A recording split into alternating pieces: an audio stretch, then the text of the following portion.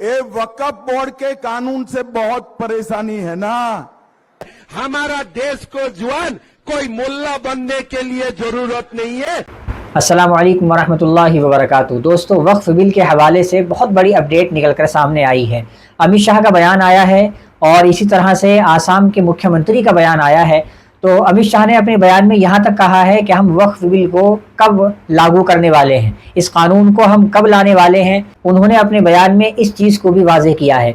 इसी तरह से मुख्यमंत्री जो आसाम के हैं, उनका जो बयान आया है, यकीनन वो तो बहुत ही अफसोसनाक बयान है। उन्होंने अपनी ही ज़बान से ये बात कही है कि मैंने आसाम के 700 मदरसे को अभी बंद किया है और मुझे अभी बहुत कुछ करना है। हमें हिंदुस्तान के अंदर मुल्ला नहीं चाहिए, हमें हिंदुस्तान के अंदर कोई मौलवी नहीं चाहिए, हमें तो इंजीनियर और डॉक्टर चाहिए। तो पहले आप अमित शाह का बयान सुनिए, उसके बाद मैं आपको आसाम के मुख्यमंत्री का बयान सुनाऊंगा। और ये वक्फ बोर्ड का जो कानून है,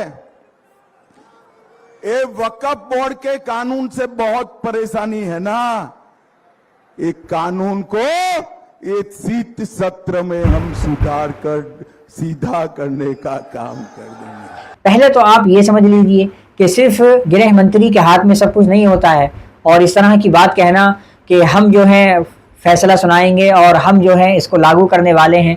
हालांकि वक्फ बिल का जो मसला है, ये मसला जीपीसी के पास पहुंचा हुआ है, अभी वहां से कोई राय कायम नहीं की गई है, वहां से कोई अभी कानून निकल कर सामने या कोई फैसला निकल कर नहीं आया है। तो इस तरह की बात पहले ही से कहना, यकीनन ये तो बहुत तानाशाही की बात है, तो इस तरह का कहना ये भी एक मुनासिब बात नहीं है। इसी तरह से आप अब जो है आसाम के जो मुख्यमंत्री हैं, जिन्होंने मदरसों के हवाले से बहुत बड़ा ऐलान किया है, आप उसको सुनिए। देश का कोने कोने में भी और ऐसा ही बाबर को पाल के रखा है। भाइयों और बहनों, हमें ऐसा ही करना है जैसे अयोध्या में बाबर राज का खत्म हुआ, भव्य राम मंदिर निर्माण हुआ। ये देश में भी जो छोटे मोटे अभी भी बाबर घूम रहा है, सबको धक्का दे दे के हमें ये देश से निकालना है। सबको धक्का दे दे के हमें ये देश से निकालना है।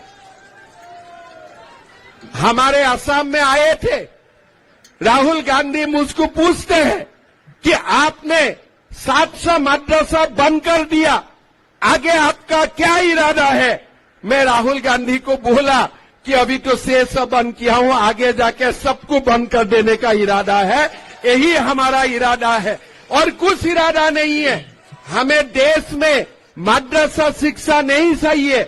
हमारा देश का जुआन इंजीनियर बनना चाहिए, डॉक्टर बनना चाहिए, इंडस्ट्रियलिस्ट बनना चाहिए।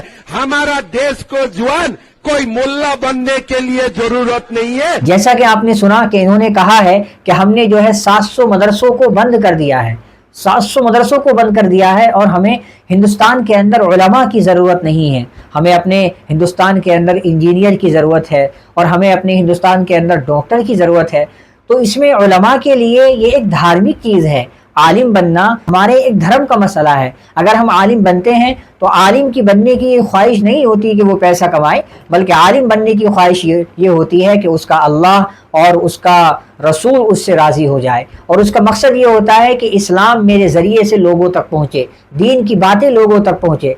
यकीनन हर आलिम का मकसद यही होता है कि मेरी ज़ात से लोगों को फ़ायदा पहुँचे, मेरी ज़ात से नबी करीम सल्लल्लाहु अलैहि वसल्लम की जो तालीम है वो तालीम में लोगों तक पहुँचा दूँ, और इसी तरह से नबी के अखलाक में लोगों तक पहुँचा दूँ, नबी के कारोबार करने का तरीक़ा में लोगों तक पहुँचा दूँ, नबी के मुआशरत का तरीक़ा में लोगों तक पहुँचा दूँ। तो ये तमाम चीज़ एक आलिम की ज़िम्मेदारी होती है। तो इस तरह की बात कहना कि हिंदुस्तान में हमें उलमा की ज़रूरत नहीं है, तो ये तो एक बहुत ही गलत बात है। यकीनन ये एक नफ़रती बात है। इतने बड़े आदमी को इतनी छोटी लेवल की बात करना, ये बतलाता है कि मुसलमानों से लोग अब कितनी नफ़रत करने लगे हैं। हमें अल्लाह से दुआ करनी चाहिए कि अल्लाह तबारक व तआला ये जो माहौल हमारे ख़िलाफ़ बनाया जा रहा है, अल्लाह इस माहौल को साजगार फरमा दे और मुसलमानों की इज़्ज़त व आबरू की हिफाजत फरमाए। वीडियो को ज़्यादा से ज़्यादा आप शेयर कीजिए। अस्सलामु अलैकुम वरहमतुल्लाहि वबरकातुहू।